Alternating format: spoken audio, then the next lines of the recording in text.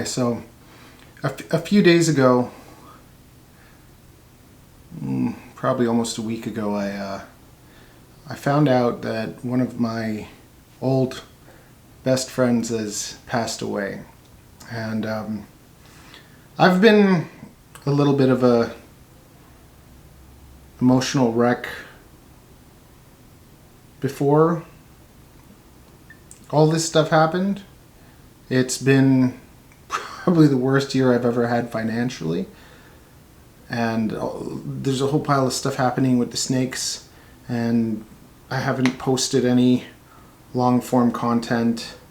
I've just been uploading shorts and doing other stuff and trying to not come here because I don't want to just go on as if like nothing's happened. There's lots of things that have happened, but this is, I think, the most important thing that I wanted to share with you. This video has nothing to do really with reptiles or animals, but I just wanted to talk about some stuff that maybe, I guess, wouldn't be talked about, or I don't know, like, so I want to tell you the story. I want to tell you how I met Meriel and share that with you, because I don't know, I think that this specifically kind of stuff should be kind of talked about, and people should have a little bit more awareness. So years ago, our close friendship was years ago also, like it was years ago. And so a long time ago, like around 10 years, like 8 to 10 years ago, I was a drug addict. So I was an alcoholic. I'd smoke. I'd do drugs. I'd drink too much, and I didn't have a lot of control over myself or my self-esteem, and I hated myself, and I would deal with that by going out doing drugs. And I've always dealt with pain through humor.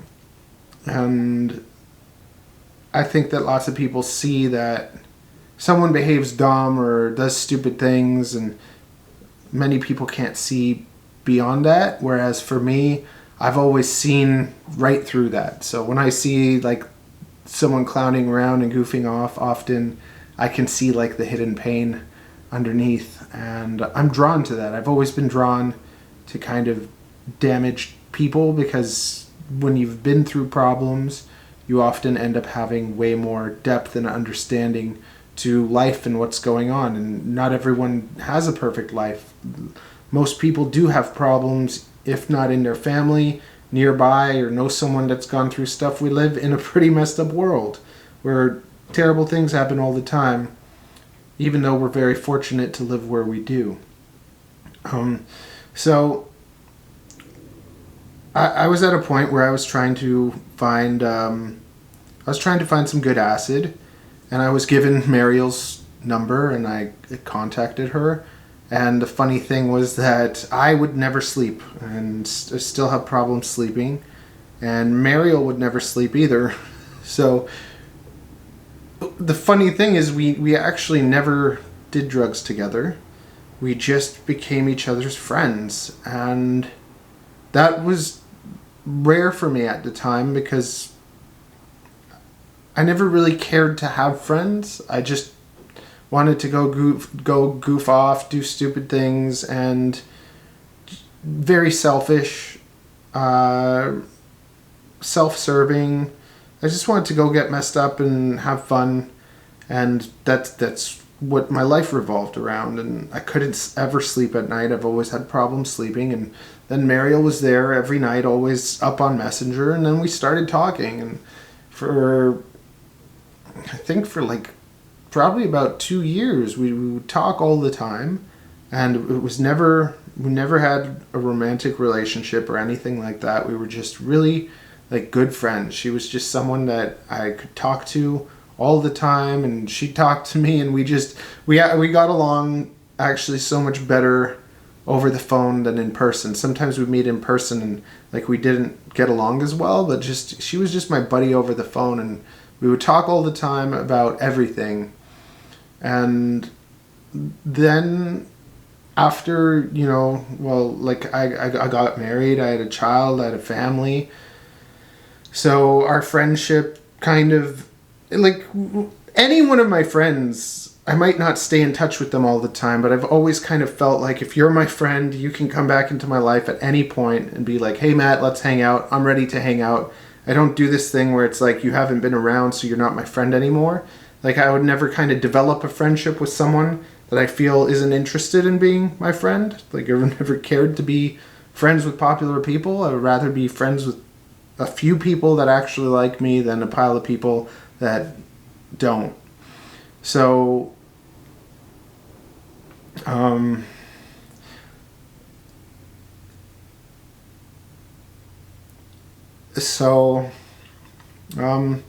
then what happened, Meriel actually was, we said hi every now and then, and Meriel was finally starting to clean up, and she reached out to me and was like, hey, like, you know, I've lost my friends because my friends, you know, are always doing drugs and stuff. And when you're in that kind of circle of friends, if you hang out with them, you're not going to be able to clean up. So you have to kind of just cut off that circle of friends. And like, I know what it's like to do that, even though, like I said, I never really had a lot of close friends during those times. I was just a mess and I was everywhere.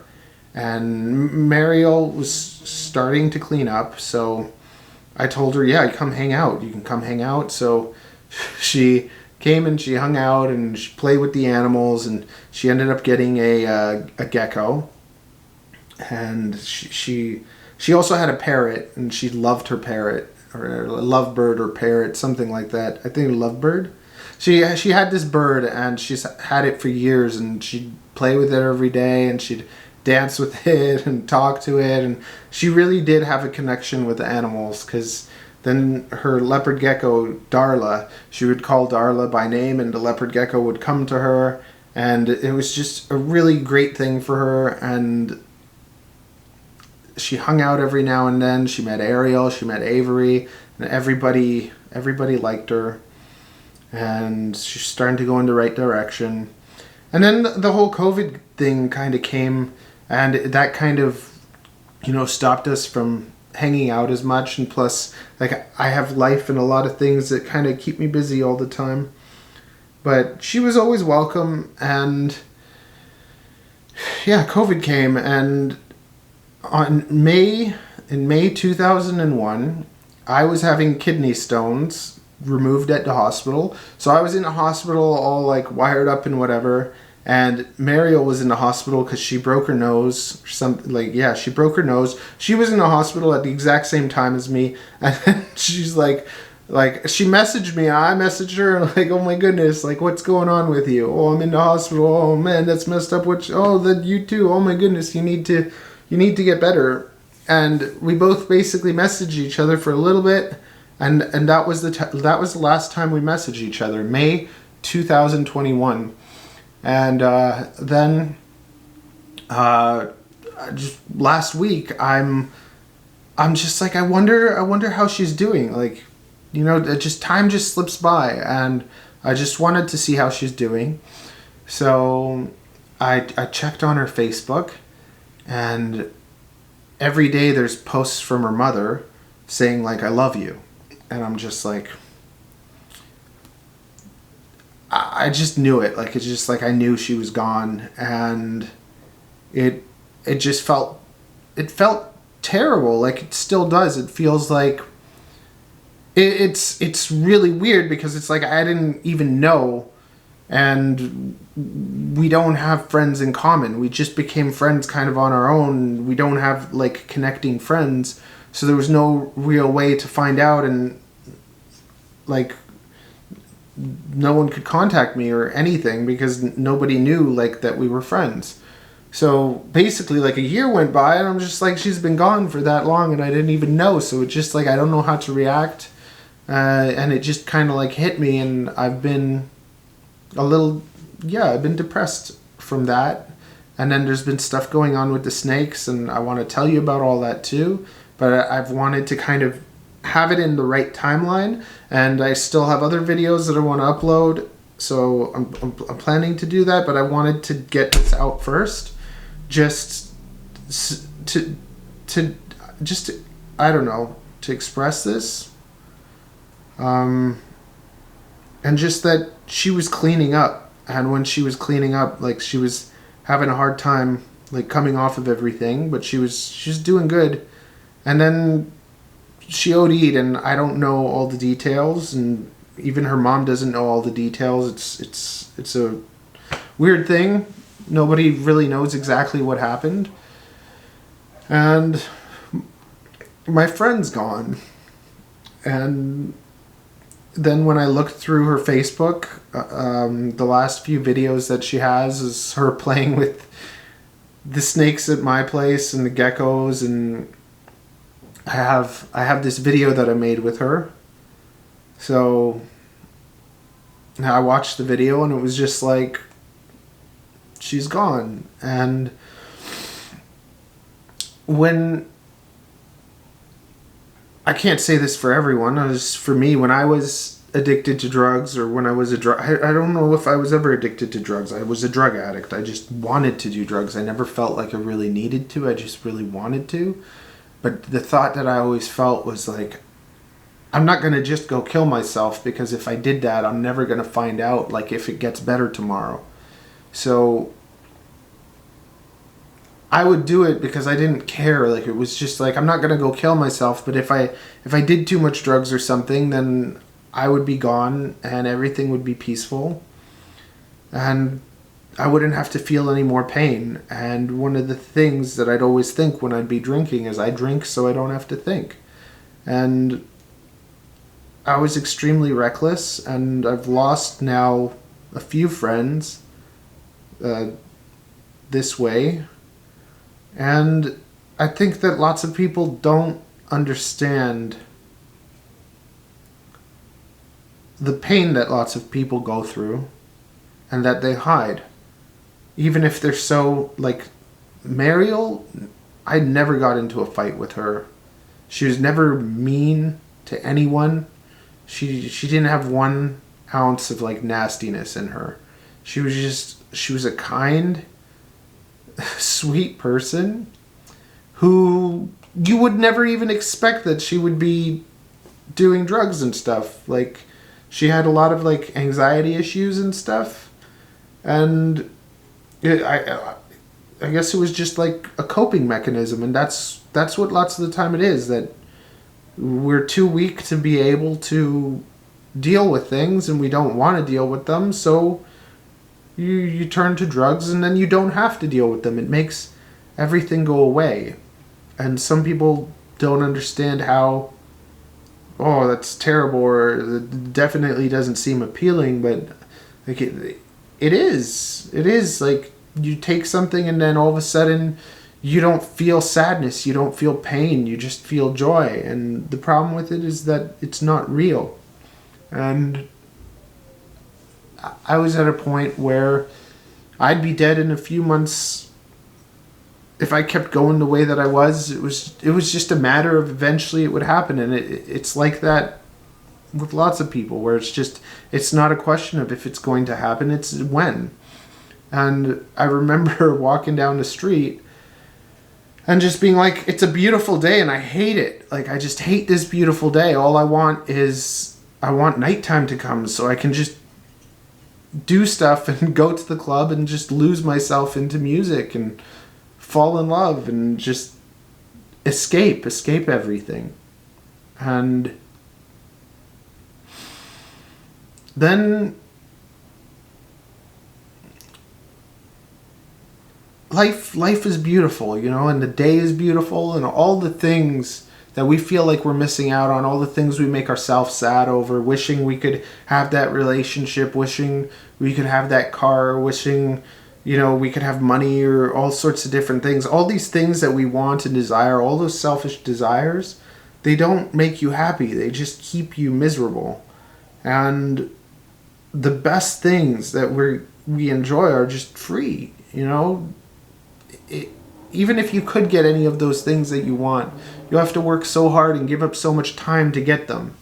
And then I look at my daughter and I'm just like, what is she worth? What would I sell her for? There's no price on that. And she's free. I didn't have to, pay for her or anything. And the beautiful day and life and everything that we have that costs us nothing is what is most valuable.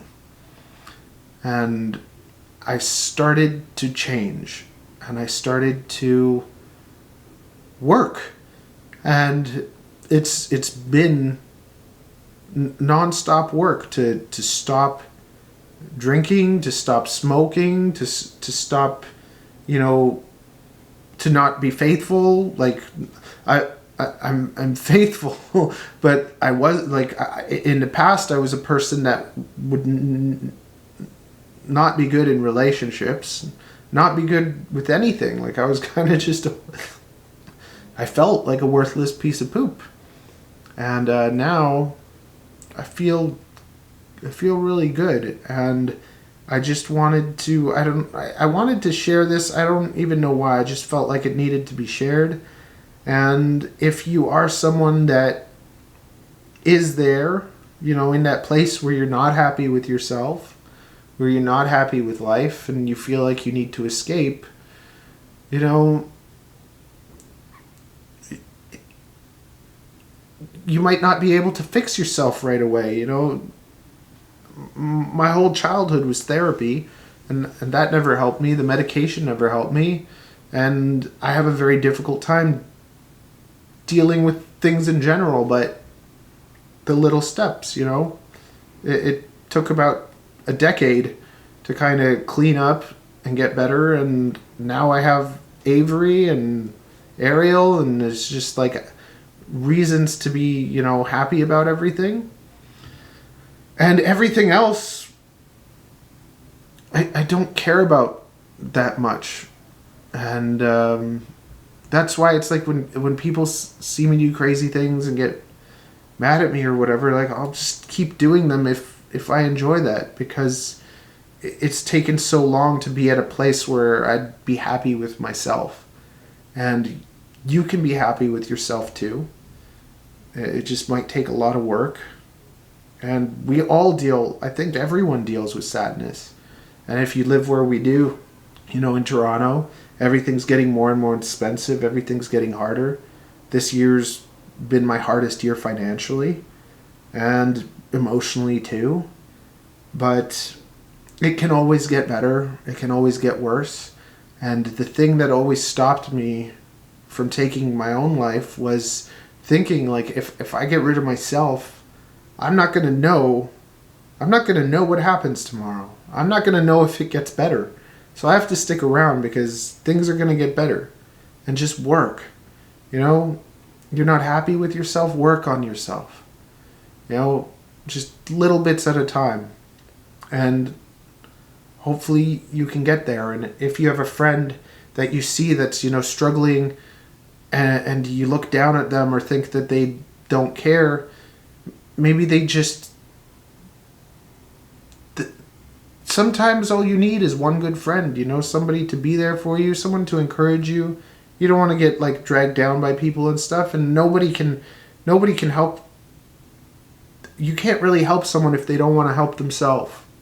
But if you do have friends that, reach out to you, that want your help, that actually, need something, be there for them, be their friend. And